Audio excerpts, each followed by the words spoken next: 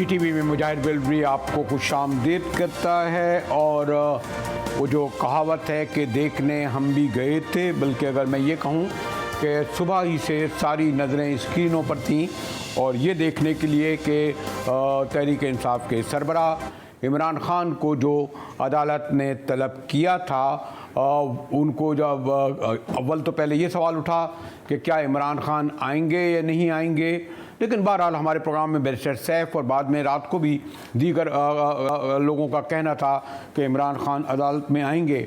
लेकिन कुछ उनके जो मुखालफिन, और वजह तौर पर मुखालफिन यानी मेरा मुराद है हुकूमत से, वो इस बात की भी पेशेंगोई कर रहे थे या कुछ चैनल कि इमरान ख़ान को ये भी हो सकता है कि इसके बाद उनको हथकड़ियाँ लग जाएं।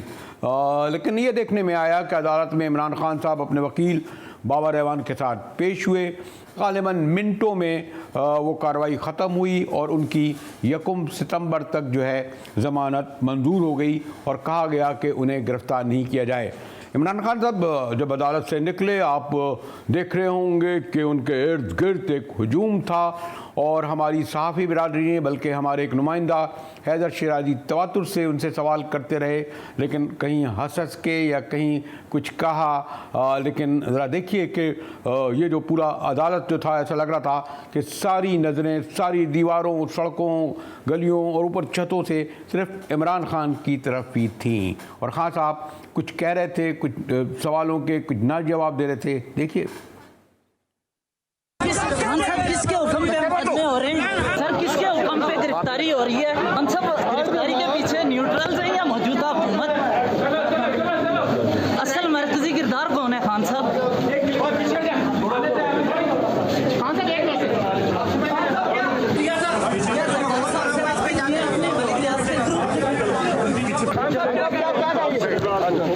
सर, सवालों के जवाब अगर दे दें तो खतरनाक क्या है?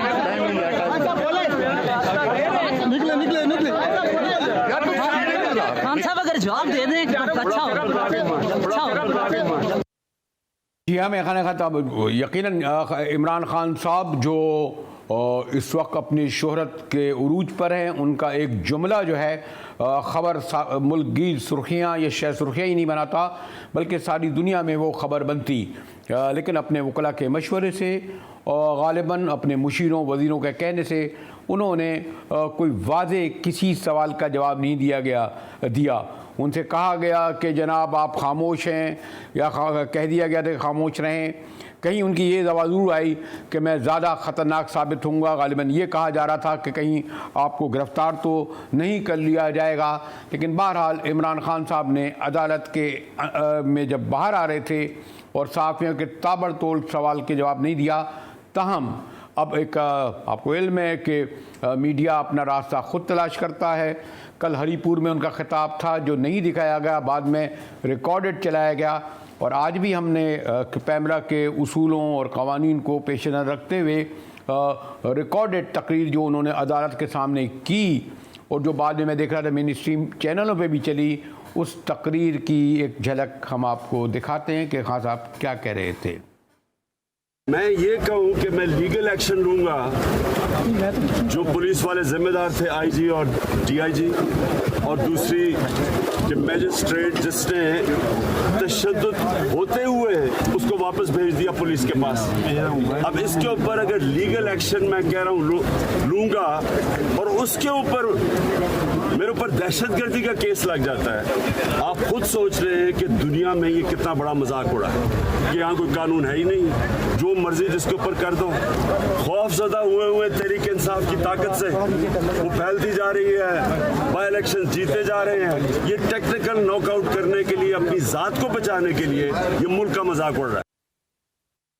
जी, तो इमरान ख़ान साहब ने वही मौक़िफ़ जो जलसे रैलियों में दोहराया था। अब बहरहाल ये कहा गया है कि उनकी लाइव स्पीच नहीं आएगी लेकिन रिकॉर्डेड आएगी, जैसे कि हम कुछ दिन से सुन रहे हैं। हमारे साथ आसिया कौसर मौजूद हैं जो पिछले 3 दिन से जब बनी गाला में ख़बर आई इमरान साहब की गिरफ़्तारी की, उस वक्त भी मौजूद थी, उसके बाद भी अदालतों में रहीं और आज भी वो रहीं। जी आसिया, शुक्रिया आपने हमें ज्वाइन किया। तो आज खान साहब जब आए, यकीनन मैं देख रहा था कि गाड़ियाँ, उनके हामी वकला, लेकिन एक तो ये कोई हुकूमत का नुमाइंदा, रियासत का नुमाइंदा वो पता नहीं मौजूद थे या नहीं थे, लेकिन क्या कुछ तवक्को की जा रही थी कि अगर आज वो आए तो उन्हें हर सूरत में जमानत मिल जाएगी, या कुछ ऐसे भी खदशात थे कि शायद उनकी गिरफ्तारी हो जाए? आसिया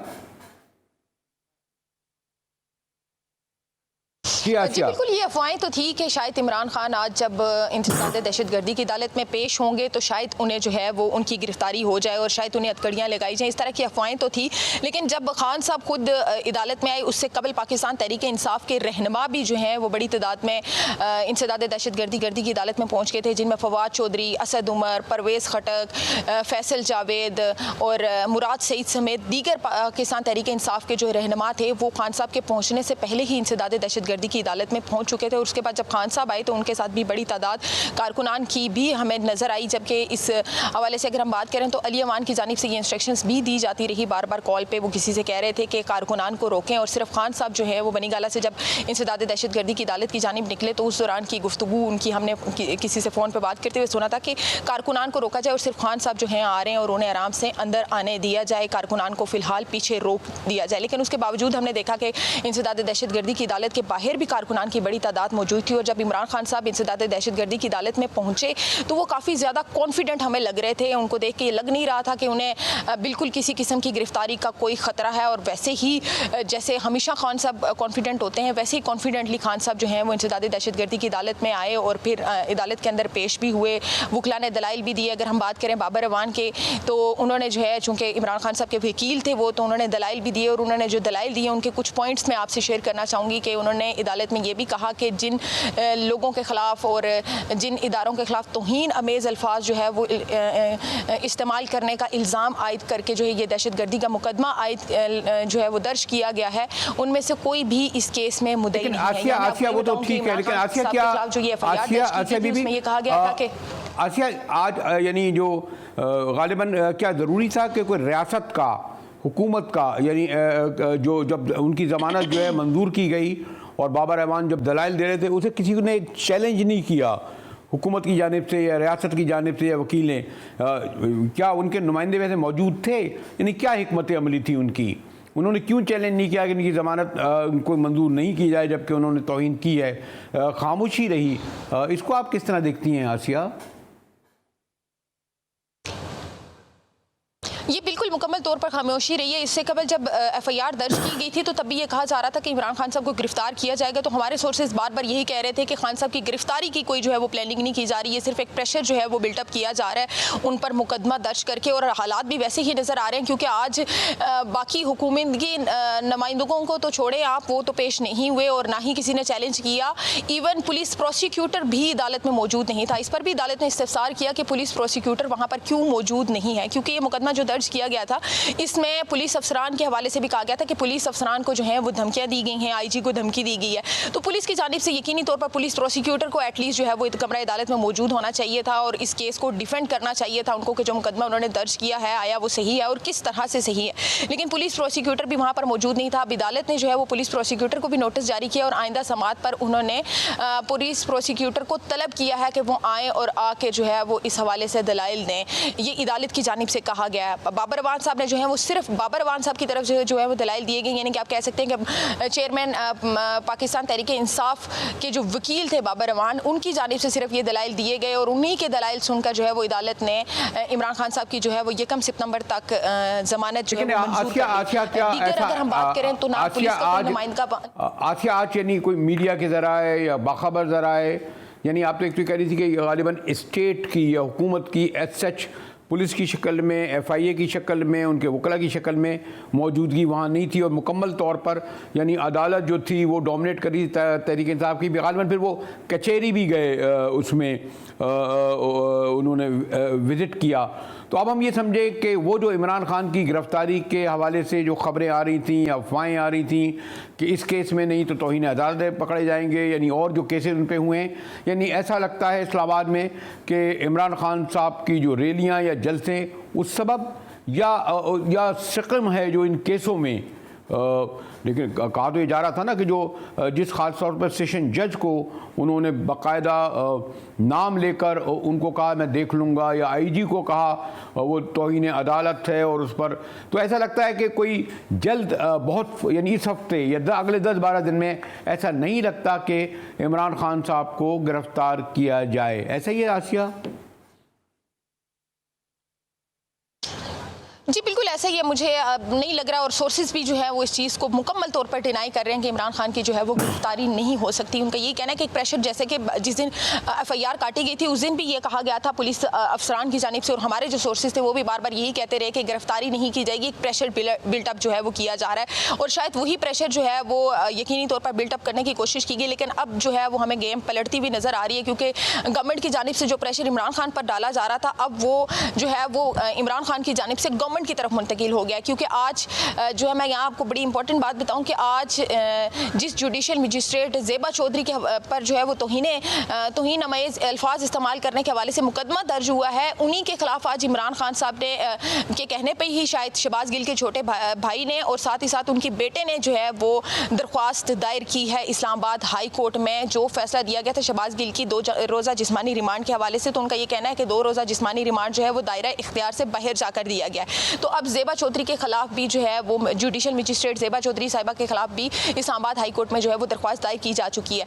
इमरान खान साहब आज इंसदाद दहशतगर्दी की अदालत में जब पेश हुए, वहाँ से ज़मानत लेने के बाद वो कचहरी भी गए, और वहाँ उन पर जो दफ़ा 144 का मुकदमा अपारा थाने में दर्ज किया गया था, जिसमें मजमूई तौर पर पाकिस्तान तहरीक इंसाफ के 19 से ज़ायद जो है वो रहनुमा शामिल थे, वहाँ से भी उनको जो है वो बेल दी जा चुकी है, और वो बेल उनको मिली है 7 सितंबर तक, यानी कि 7 सितंबर तक। इसका मतलब ये हुआ आसिया, जैसा कि आप कह रही थी आसिया, अगर आपसे कंक्लूडिंग सवाल करूं तो आपका ये कहना था कि इमरान खान साहब जब आ रहे थे और आपके ज़रा ये कह रहे थे, वो पूरे तौर पर पूरे एतमाद थे कि उन्हें गिरफ्तार नहीं किया जाएगा, और गालिबन वो जो उनके खिताब पर पाबंदी है, उनके जो तकारीब में आने की है, उन्होंने आज गालिबन इंटरनेशनल मीडिया भी होगा, ये जो 3-4 घंटे सुबह से इसको भरपूर तौर पर स्क्रीनों को और चैनलों को इस्तेमाल किया कि वो मौजूद रहें। होता है ना जैसे ख़बरों में रहना, हत्ता के जो कतर में प्राइम मिनिस्टर का दौरा है, वो भी मैं देख रहा था कि कुछ पस मंज़र में चला गया था उनकी रवानगी से। ऐसा ही है कि आज सारा दिन और अभी भी तक देख रहे हैं कि वो ख़बरों में, और इसलिए इस हद तक वो इसमें कामयाब भी हो गए। ऐसा ही है आसिया? ये हम ये नहीं कह सकते कि किसी हद तक सर ये आप समझें कि इमरान खान साहब की बड़ी कामयाबी है। नेशनल मीडिया पर उन पर पाबंदी लगाई गई तो इंटरनेशनल मीडिया जो है वो भरा पड़ा है। खान साहब की ऐसी कोई बात, ऐसी कोई चीज़, ऐसी कोई मूवमेंट नहीं होती जो इंटरनेशनल मीडिया ना दिखा रहा हो। जैसे खान साहब ने अपनी तकरीर में भी आज, तकरीर तो उसको खैर नहीं कह सकते, लेकिन मीडिया से गुफ्तगू करते हुए भी उन्होंने ये कहा कि इंटरनेशनली जो है वो पाकिस्तान का इन केसेस के बाद जो है वो मजाक बन रहा है। आप इंटरनेशनल मीडिया को देखें, इंटरनेशनल मीडिया के हर दूसरे चैनल पर जो है वो पाकिस्तान तहरीक इंसाफ के चेयरमैन जो है इमरान खान, उनकी खबरें, उनकी मूवमेंट, उनके केसेस, उनकी तमाम एक्टिविटीज़ को जो है वो दिखाया जा रहा है और मुसलसल दिखाया जा रहा है। और खान साहब जब इंसदाद दहशतगर्दी की अदालत में आए तो वो बहुत ज़्यादा कॉन्फिडेंट थे, जैसे उन्हें यकीन था कि आज उन्हें ज़मानत मिल जाएगी। और उनके यकीन पर आप इस तरह से यकीन कर सकते हैं कि चंद मिनट्स की कार्रवाई के बाद जो है वो ज़्यादा दलाइल भी नहीं देने पड़े, ज़्यादा बहस भी नहीं करनी पड़ी, और चंद मिनट के दलाइल के बाद जो है वो उनको इंसदाद दहशतगर्दी की अदालत से जो है वो ज़मानत मिल गई, जिसमें ये कहा जा रहा था कि शायद उनकी गिरफ्तारी भी हो सकती है, क्योंकि एक बड़ा केस अपनी तरफ से पुलिस ने जो है वो बनाया था। आसिया कौसर ने आज सारा दिन इमरान खान को, बल्कि बनी गाला में जिस दिन उनकी गिरफ्तारी की खबर आई थी उस वक्त भी मौजूद थी, और पिछले 3 दिन से वो एक इंतहाई बाखबर कॉरेस्पॉन्डेंट की हैसियत से इस वक्त भी बता रही थी कि खान साहब पुरएतमाद नज़र आ रहे थे, उन्हें इल्म था कि उन्हें गिरफ्तार नहीं किया जाएगा, और उनकी 1 सितंबर तक ज़मानत मंजूर भी कर ली गई। और कहीं जैसे मैंने कहा कि इमरान खान साहब तवातुर से ये कहते रहे हैं कि अगर उन्हें गिरफ़्तार किया गया तो वो ज़्यादा ख़तरनाक साबित होंगे।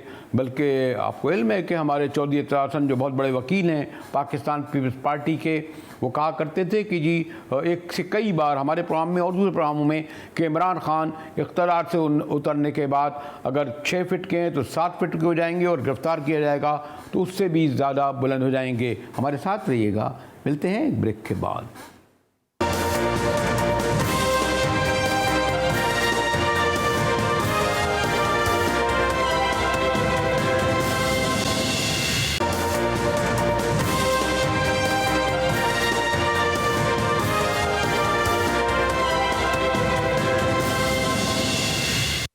NDTV में एक बार फिर मुजाहिद वल्दी आपको खुशामदीद कहता है। तहरीक इंसाफ के सरबराह इमरान खान को 1 सितंबर तक के लिए उनकी ज़मानत मंजूर हो गई है। ये भी इम्पॉर्टेंट बात है कि हुकूमत का या रियासत का कोई भी नुमाइंदा मौजूद नहीं था जिसने इसको चैलेंज किया हो। हमारे साथ बड़े सीनियर माहिर कानून रिटायर्ड जस्टिस शाइख उस्मानी साहब मौजूद हैं। जस्टिस साहब, एक तो शुक्रिया आपने वक्त निकाला। एक तो ख्याल ये था कि शायद इमरान खान का जो स्टाइल है उसमें वो कहें नहीं जी मैं नहीं जाता, क्या सेशन कोर्ट, क्या हाई कोर्ट, क्या कचहरी, और दूसरे ये ख्याल था कि वो उनसे कहा जाएगा कि वो माफ़ी मांगें, माजरत करें। लेकिन बहुत ही कोई चंद मिनट की कार्रवाई हुई, बड़े कॉन्फिडेंस से, यानी उन्हें यकीन था कि उनकी ज़मानत जो है मंजूर हो जाएगी। तो आप ये समझते हैं कि सब कुछ, क्योंकि हमारे यहाँ आप मुझसे ज़्यादा जानते हैं, अदालती केसेस भी बहरहाल पॉलिटिकल होते हैं, उसके पीछे पसमंज़र होता है, गिरफ़्तार किया जाए, ज़मानत पे पकड़ा किया जाए या कहते जाए। जी जस्टिस साहब, देखिए, ये आप इसकी बात करें जो आज उनको रिस्ट्रेनिंग ऑर्डर दे दिया कि वो अरेस्ट नहीं कर सकते, उसकी बात करें, जो एंटी टेररिज्म केस जो था। हेलो जी जी जी जी जस्टिस साहब, जी हाँ जी हाँ।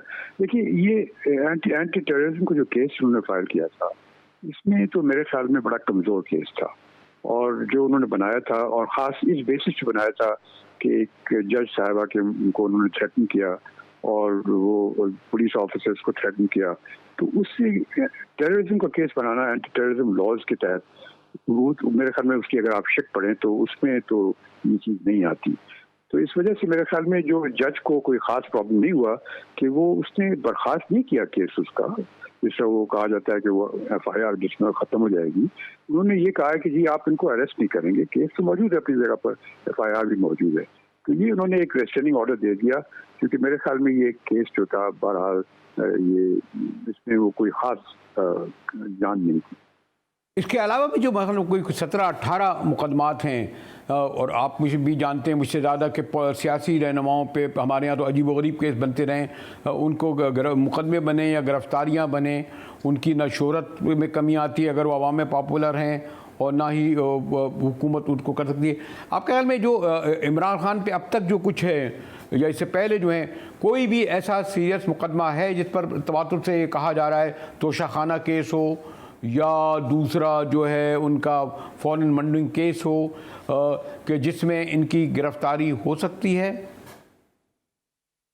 देखिए, बाकी जो केसेस हैं, तोशाखाना वाला केस तो खैर वो तो एविडेंस की बात है, वो इतना आसान केस नहीं है। वो उसमें गिरफ्तारी तो नहीं होगी इनिशियली, अगर बाद में प्रूव हो गया तो यकीन हो सकता है गिरफ्तार होते हैं। लेकिन जो चीज़ उनके लिए डेंजरस है वो इस वक्त वो कंटेम्प्ट ऑफ कोर्ट की जो शो कॉज नोटिस उनको इशू की गई है इस्लामाबाद हाई कोर्ट से, वो उनके लिए यकीनन डेंजरस है और उसमें उनको खतरा है, और हो सकता है कि उसमें वो सिंपल इम्प्रिजनमेंट के लिए कन्विक्ट हो जाए। अगर आपको मालूम है सिंपल इम्प्रिजनमेंट के लिए अगर कोई कन्विक्ट हो जाता है तो चाहे वो 1 मिनट की भी हो, तो उसकी वजह से वो फिर 5 साल के लिए नाअहल हो जाता है इलेक्शन लड़ने के लिए। वो एक डेंजरस मामला है उनके लिए। सारे केसेस जितने सामने मैंने देख रहा हूँ उनके खिलाफ हो रहे हैं, उनमें से यही एक केस है जिसमें वो उनको प्रॉब्लम हो सकता है, और दूसरा ऑफ कोर्स फॉरेन फंडिंग का केस है, अगर जब वो अपने लॉजिकल कंक्लूजन तक पहुंचेगा। देखिए, अगर मैं यकीनन ये आईनी और कानूनी से हटकर सवाल है, मतलब जैसे मियाँ साहब को जो सज़ा हुई, गिरफ़्तार हुई, लेकिन वो मुल्क से बाहर चले गए, लोग ये कहते हैं कि वो अगर यहाँ रहते और पॉलिटिकल होकर लड़ते तो शायद वो रिहा भी हो जाते और उनका ज़्यादा डंका पिटा होता। इसलिए अगर इमरान खान को सज़ा भी हो जाती है, गिरफ़्तार भी हो जाते हैं, लेकिन अगर वो सरेंडर नहीं करते, सेहत की बुनियाद पर बाहर नहीं चले जाते, तो उनकी पार्टी हो या उनकी जो पॉपुलरिटी हो, जो इस वक्त है ख़ास तौर पर जो अभी कराची में जो कुछ हुआ, तो आप भी जानते हैं कि हमारे यहाँ अदलिया हो या बहुत पार्लियामेंट हो, लेकिन मुक़्तदर इदारों का भी बड़ा अहम किरदार अब आ गया है, और पहले तो ट्राई का बड़ा मशहूर था। तो आप ये नहीं देख रहे कि तो सूरत हाल ज़रा कॉम्प्लिकेटेड भी है। इमरान खान को गिरफ्तारी या उनके खिलाफ कार्रवाई का वो ये सिर्फ पॉलिटिकल आइनी और कानूनी पस मंज़र में नहीं लिया जा रहा, उसके दीगर अवामल भी तो ठहराए जा रहे हैं ना जस्टिस साहब। देखिए, मैंने जैसे आपसे कहा कि जितने केसेस उनके खिलाफ किए गए हैं किसी में उनको कोई खतरा नहीं। अच्छा, सिर्फ खतरा अगर है तो ये कंटेम्प्ट ऑफ कोर्ट वाले केस में, क्योंकि ये उन्होंने गैर दानिशमंदानी का मुजाहरा किया, वो ये बात कह के जज के खिलाफ बात कह के ये उन्होंने गलत किया। मेरे ख्याल में जोश खताबत में कह गए, लेकिन यकीनन वो सही उनकी अल्फाज नहीं थे और इसमें उनको खतरा है। क्योंकि अगर कोर्ट जो है, चूंकि फुल कोर्ट है, एक जज भी नहीं, फुल कोर्ट है, अगर फुल कोर्ट इस नतीजे पर पहुंचती है कि ये अगर अपॉलॉजी भी करें, माफ़ी भी मांगे अनकंडीशनल, उस सूरत में भी कोर्ट के पास डिस्कशन होता है कि वो एक्सेप्ट करें कि ना करें उनकी माफ़ी। अगर कोर्ट एक्सेप्ट नहीं करेगी, जिसके चांसेस हैं कि वो शायद कोर्ट एक्सेप्ट ना करे, क्योंकि यहाँ मामला एक जज की बेइज्जती का नहीं है, यहाँ पे मामला जुडिशरी की बेइज्जती का है, सारी जुडिशरी का। यानी अगर ये चीज़ रह जाए, यानी अगर कोई थ्रेटन कर सके ऐसे एक जज को जो उनके खिलाफ फैसला दे दे, तो फिर तो सारा कोर्ट हमारी खत्म कर दे, बंद कर दें आप कोर्ट। तो देखिए जस्टिस साहब, सॉरी टू से मैं इसको यानी एक बड़ा मौजू है, लेकिन और लोग कहते हैं आप पास में ही बार बार क्यों जाते हैं, ये तो 97 की बात थी। यहाँ तो आप उस वक्त ज़्यादा जानते हैं कि यहाँ तो सुप्रीम कोर्ट पर हमला हुआ और इस वक्त के प्राइम मिनिस्टर जो थे बाकायदा बसों में लेके और बाकायदा उन्होंने तकरीर करी कि अच्छा हुआ आपने काम कर लिया, नान कीमा करके वापस जाएँ। यहाँ तो कोई ऐसी वो रिवायत ही नहीं रही है कि उन लोगों के साथ कुछ हो। इवन जैसे सज्जाद अली शाह के बारे में मियाँ साहब के रिमार्क थे कि गिरफ्तार क्यों नहीं कर लिया जाता, गौहर अयूब ने अपनी किताब में लिखा है। तो पाकिस्तान की तारीख में ऐसी कोई नज़ीर नहीं मिलती ना कि हमारे हुक्मरान जो चाहे करते हैं। मैंने कहा ना, हमला तक भी कर देते हैं। जैसे नासिर असलम जाहिद जैसे पाए के जज ने जो है उस केस में क्या 1 महीने की भी शायद सजा दी थी, माफ कर दिया था। देखिए बात यहाँ पे ये नहीं है कि जो केसेस आप पुरानी बात कर रहे हैं, ये तो एक मैटर ऑफ फैक्ट्स है ना, ये हर एक केस के फैक्ट्स डिफरेंट होते हैं। यहाँ पे तो उसूल है, कंटेम्प्ट ऑफ कोर्ट का उसूल है। अगर आप जुडिशरी को डिस्ट्रीब्यूट में लेके आते हैं और ख़ास तौर से इंडिविजुअली आप एक जज का नाम लेकर के इस वजह से कि उसने आपके खिलाफ फैसला दिया, आज उसी केस में, उसी शहबाज गिल के केस में आज उनको जुडिशरी रिमांड मिल गया और वो फिजिकल रिमांड उनका नहीं मिला, तो उसके लिए उन्होंने तारीफ की उस जज की, दूसरे जज की। तो ये तो सही नहीं है ना कि आप जो अगर आपके हक में फैसला होता है तो आप तारीफ करते हैं, अगर आपके खिलाफ फैसला होता है आप कहते हैं मैं एक्शन लूंगा आपके खिलाफ। आप कैसे किसी जज के खिलाफ एक्शन ले सकते हैं? ये तो आपके पास नहीं है उसूल। अगर जज का फैसला आपके खिलाफ आता है तो आपकी एक ही रेमेडी होती है, वो ये कि आप अपील में चले जाएं, और कोई रेमेडी नहीं होती। आप ये नहीं कह सकते कि मैं आपके खिलाफ एक्शन लूंगा।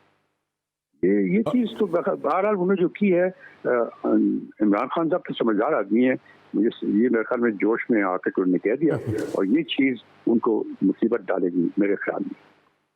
शुक्रिया जस्टिस शायक उस्मानी साहब। उनका कहना था कि सिर्फ एक केस में इमरान खान साहब को ख़तरा है, बाकी केसेस ऐसे नहीं हैं कि जिसमें उनकी गिरफ़्तारी अमल में आ सके। और जैसे कि आज मैंने कहा कि तमाम स्क्रीनों पर नज़रें यही थी और हम भी देखने गए थे और सारी दुनिया की नज़रें थी कि आज कहीं ऐसा तो नहीं कि खान साहब जब वापस जाएँ तो उनके हथकड़ियाँ लगे हों और उन्हें अडियाला जेल भेजा जाए। लेकिन जिस पुरएतमाद तरीके से आए थे उसी पुरएतमाद तरीके से चले गए, बल्कि अब रैलियों और जलसों के साथ साथ बारिशों से मुतासरा इलाकों का भी उन्होंने दौरा कर दिया है। और बहरहाल इस वक्त इशू मुझे ये लगता है कि हमारे पॉलिटिकल पार्टीज़ नज़रअंदाज कर रही हैं कि बारिशों से जो सारी मुल्क में तबाही आई है, हलाकतें हज़ारों और नकल मकानी करने वालों की तादाद लाखों और रिसोर्स कम पड़ गए हैं, अपीलें कर रहे हैं। बल्कि मैं देख रहा था और आपको मैं ब्रेक के बाद दिखाऊंगा भी कि गालिबन एक अरसे बाद, तवील अरसे बाद CNN जैसे मोतबर इदारे ने कल एक डॉक्यूमेंट्री दिखाई इन बारिशगान पर और सारी दुनिया से अपील की कि वो इनकी मदद करें। हमारे साथ रहिएगा, ब्रेक के बाद मिलते हैं।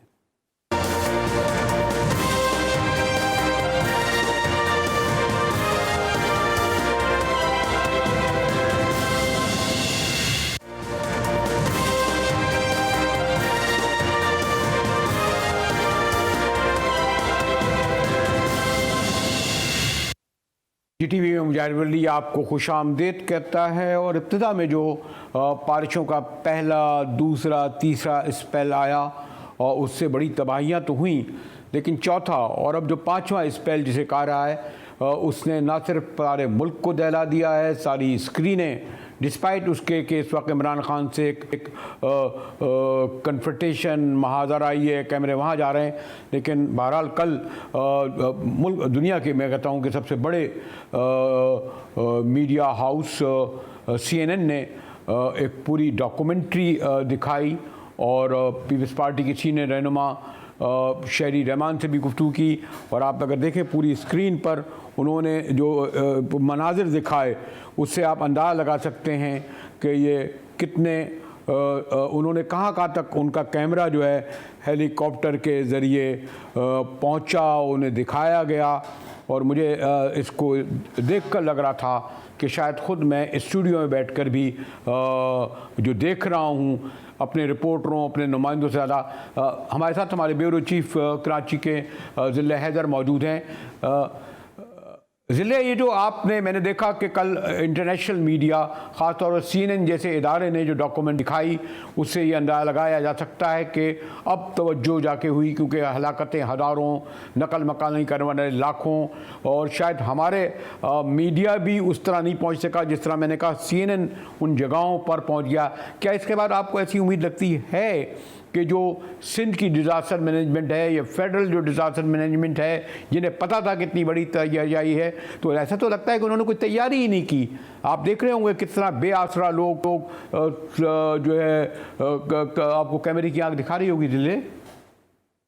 जी मुजाहिद साहब, इंतहाई ख़राब सूरत हाल है और ऐसा नहीं है कि ये कोई हैपनिंग हुई है, कोई अचानक इस तरह हुआ है। इसकी पेशगोई जो है वो काफ़ी अरसे से की जा रही थी। जितने स्पेल्स आए हैं वो तमाम की इतलात जो है वो पहले से दे दी गई थी कि ख़तरनाक बारिशें होंगी। इसके बावजूद इंतहाई अफसोस के साथ ये बात कहनी पड़ती है कि कोई इंतजामात हुकूमत की जानिब से देखने में नहीं आए हैं। जो सूरत हाल की आपने बात की, शायद हम वो बयान ना कर सकें, वो कैमरे की आँख वो चीज़ें भी ना दिखा सकें, क्योंकि कैमरे और रिपोर्टर्स भी वहाँ तक नहीं पहुँच पा रहे हैं। कुछ इलाके ऐसे हैं इंतहाई खतरनाक है और मुकम्मल तौर पे 100% वो तबाह हो चुके हैं। वहाँ पे ना खुराक का कोई मुनासिब इंतजाम है। कुछ NGOs वगैरह भी वहाँ पे पहुंची हैं, लेकिन क्योंकि आप अगर उनको राशन प्रोवाइड करते हैं तो उनके पास लकड़ियाँ नहीं है जलाने के लिए। वो कहते हैं कि हमें चने ला के दे दें, हमें खजूर ला के दे दें, हमें बिस्किट्स ला के दे दें, तो वो कहीं जाके अपना पेट भरें। इसके अलावा जो डेड बॉडीज आ रही हैं वो सूरत हाल तो नाकाबिले बयान और नाकाबिले बर्दाश्त है। ऐलान ये किया जा रहा है कि जिसको जो भी डेड बॉडी मिले वो अपने इलाकों में दफना दे, जो भी खुश्क एरिया उनको नजर आए, क्योंकि तमाम के तमाम कब्रिस्तान जो इंटीरियर सिंध में है वो मुकम्मल तौर पे जो है वो पानी ने उनको अपनी आगोश में ले लिया है। एक और बात बताइए ज़िले, ये जो ज़िले हैदर हमें माजी का भी इनको तजर्बा है। पिछले साल तो चले डिफेंस क्लिफ्टन डूबे थे, कराची हुआ था, कुछ इलाके में हुए थे, और ये पेशिंगोई होती रही, ये नहीं कि अचानक ये हुआ। तो एक तो आप कराची को एक तवील अरसे से कवर करते रहे, बल्कि सिंध को भी देखते रहें। अब जब हम सिंध गवर्नमेंट से लोकल बॉडीज यानी जो यहाँ लोकल से पूछते हैं, कोई कहता है जी कराची वाटर सीवरेज के पास है, डिज़ास्टर मैनेजमेंट हर एक के पास है, गालिबन के इलेक्ट्रिक हर एक के पास है, गैस हर एक के पास है। जब बारिश जाती है तो बिजली भी आना बंद हो जाती है, गैस भी जाना बंद हो जाती है। फिर एक चाइना की मदद से कोई इदारा आया था उसका भी। तो ये जो एक सूरत हाल है कि इस वक्त कोई यानी सूबे का वज़ीर आला हो या सूबे का या शहर का एडमिनिस्ट्रेटर हो, यानी लोग किससे पूछें, ये इस वक्त सूरत हाल क्या है, यानी किस इदारे पर हम जिम्मेदारी डालें। हुकूमत पर जिम्मेदारी डालना तो आसान होती है ना, जो इख्तियार होती है या पीपल्स पार्टी की जैसे सिंध में या पंजाब की जिम्मेदारी के। जी ज़िले, ये देखिए मुझे सब जिम्मेदार जो इदारे हैं वो सबको पता है, जो इदारे हैं वो बिल्कुल गायब हैं। ऐसा लगता है उन्होंने सुलेमानी टोपी पहन रखी है, वो कहीं नजर नहीं आ रहे। इस सूरत हाल में, बारिश की सूरत हाल में नहीं, आप जब ज़लज़ला आया था उस वक्त भी आप देख सकते थे कि इदारे जो हैं वो कहीं नजर नहीं आ रहे। आवाम से अपील की जाती है या फिर दूसरे जो नजर आते हैं आपको इमदाद करते हुए, वो पाक फौज के जवान आपको नजर आते हैं कि जो कि हर जगह बर वक्त पहुंच जाते हैं। जब वो पहुंच सकते हैं तो क्या हुकूमत के इदारे और हुकूमत के एहलकार नहीं पहुंच सकते? अब सूरत हाल ये है कि सिर्फ अगर इंटीरियर सिंध की हम बात करें या बलूचिस्तान की बात करें तो वोट लेने वाले जो अरबाब इख्तियार है वो तो जिंदा बच गए हैं, लेकिन जो वोट देने वाली आवाम है वो तकरीबन की तकरीबन या तो परेशानी में है या उनकी सूरत हाल ये है कि उनके पास ना जमीन है और ना सर ढांपने के लिए आसमान है, वो पानी में है, आधे आधे पानी में मुकम्मल तौर पे घर जो है वो तबाह हो चुके हैं। खाने की मुनासिब जगह नहीं है, कोई मतलब आप भी समझें कि खेमे तक वहां तक नहीं पहुंचे। अभी सिंध गवर्नमेंट ने ऐलान किया था, बिलावल भुट्टो ने भी ऐलान किया था कि जितने वजीर और मिनिस्टर है वो अपने इलाकों में जाएं और मदद करें, लेकिन वो जहाँ खड़े हुए हैं, जो फुटेजेस देखी जा रही हैं, जो कि सोशल मीडिया पे फुटेज वायरल हुई है, वो तमाम की तमाम ऐसी जगहों की है जहाँ खुश्क एरिया है, लेकिन वो एरिया आप देखें जो पहाड़ों के नहीं, आपने वजह कहा बिलावल, आपने ज़िला हैदर आपने वजह फरमाया कि बहरहाल मेरे ख्याल में तो वो तो जहाज़ में बैठे थे और पहले तो कुछ लोग कह रहे थे कि नहीं बिलावल साहब के जहाज़ में ताख़ीर हो रही है, लेकिन वो यूरोप का दौरा उन्होंने मुलतवी किया, सीधे वो लाड़काना पहुँचे। लेकिन अगर मुझे आप ज़रा करेक्ट कर दीजिएगा दिल्ली, मैंने ये अभी खबर आई थी कि कराची को 4 डिस्ट्रिक्ट में बांटा, और मैं क्योंकि और बाकी का नाम नहीं लूँगा, नाराज़ हो जाएंगे, लेकिन क्योंकि डॉक्टर आसिम साहब से मेरे देरीना ताल्लुकात हैं इसलिए ये कह सकता हूँ, बल्कि पूछ सकता हूँ कि ये कहा गया कि जो सेंट्रल का डिस्ट्रिक्ट बना है उसमें गालिबन 6 अरब रुपये उनको दिए गए थे कि वो इन सेंट्रल में बारिश से मुतासर ये नालों को, सड़कों को दुरुस्त किया जाए। ऐसा ही ना कोई 4 या 5 डिस्ट्रिक्ट में और अलग अलग उनको रकूम भी दी गई थी? जी बिल्कुल ऐसा ही है, आपने बिल्कुल वजह फरमाया कि इस तरह की डिवाइड किया गया था, डिवाइड एंड रूल की पॉलिसी की गई थी कि शायद इसमें बेहतरी लाई जा सके, बजट भी दिया गया था, बड़ा हैंडसम अमाउंट दिया गया था, लेकिन उसमें से 6 अरब क्या उसमें से 6 लाख रुपए नजर भी नहीं आ रहे हैं। लोग जो है, आप कराची में, आप भी कराची के बाशिंदे हैं कि जिस वक्त बारिश होती है या तबाह आने की सूरत हाल होती है उस वक्त सड़कों पे कोई नजर नहीं आता, उस वक्त कली जो है वो बिल्कुल खुल जाती है और दिख जाता है कि किसने क्या काम किया, किसकी कारकर्दगी कैसी है। कराची पोश इलाका डिफेंस कलेक्टर की सूरत हाल अबतर होती है, जो नदी नाले हैं उस पर जो बुलंद वाला इमारतें बन गई हैं उसकी वजह से नकात का इंतजाम नहीं हो पाता है, तो कराची तो सूरत हाल बहुत खराब है। लेकिन इस वक्त सिर्फ हम अगर सिंध की, इंटीरियर सिंध की बात करें तो वो सूरत हाल जो है वो मदद के लिए लोगों को पुकार रहे हैं, एनजीओ को पुकार रहे हैं, जो लोग दावे करते हैं मदद करने की लोगों की, लेकिन वो अब कहीं नजर नहीं आ रहे हैं। मजहबी जमातें नजर नहीं आ रही हैं, सियासी जमातें नजर नहीं आ रही हैं, एनजीओ नजर नहीं आ रही है, और वो बेयारो मददगार जो है। अच्छा, अगर आपसे क्विक आखिरी स्पेसिफिक सवाल करूं, एक और ख़तरनाक रुझान आपने देखा होगा कि अब वो नकल मकानी करके वो समझ रहे हैं कराची, हालांकि कराची हालत ज़्यादा ख़राब है, गालिबन सचल गोट में आ गए हैं और यहाँ बहरहाल एक बड़े बड़े ब्रिज हैं उनके नीचे पनाही ले रहे हैं, तो ये जो मैंने सुना है कि उन्हें रोका भी जा रहा है आने से, तो ये एक बहुत ख़तरनाक रुझान नहीं कि जो नकल मकानी हो रही है लोगों की वो, और बोल तो रहेंगे किस तरह? जी बिल्कुल ऐसा ही है। कुछ स्कूल ऐसे हैं जिनको खाली कराए गए हैं, कोई या जिन स्कूलों में पढ़ाई नहीं होती थी उन स्कूलों में जो है उन पनाह गिज़ीरों को जो है वो ठहराया गया है ताकि वो महफूज मुकाम पर हैं। कुछ जो अपनी मदद आपके तहत आए हैं वो कुछ पुल के नीचे है, कोई दरख्तों के पास बैठे हुए हैं, और छोटे बच्चे, मासूम बच्चे हैं, उनकी गोदों में खवातीन हैं, बूढ़े लोग हैं, बीमार लोग हैं। लेकिन एक जो कैंप वाली सूरत हाल होती है ना, मदद वाली, ज़िले हैदर हमें बहुत तफसील से बता रहे थे कि बारिश के बाद जो सूरत हाल कितनी संगीन है, और उनका कहना था कि सिंध हुकूमत यानी बिलावल भुट्टो जरदारी साहब के कहने के बावजूद जो इनके मुशीर, वज़ीर, मुंतखब नुमाइंदे बल्कि दीगर जमातें मजहबी लिसानी वहाँ तक नहीं पहुँची। इसी के साथ ही GTV से मुजाहिद बरेली को इजाज़त दीजिए।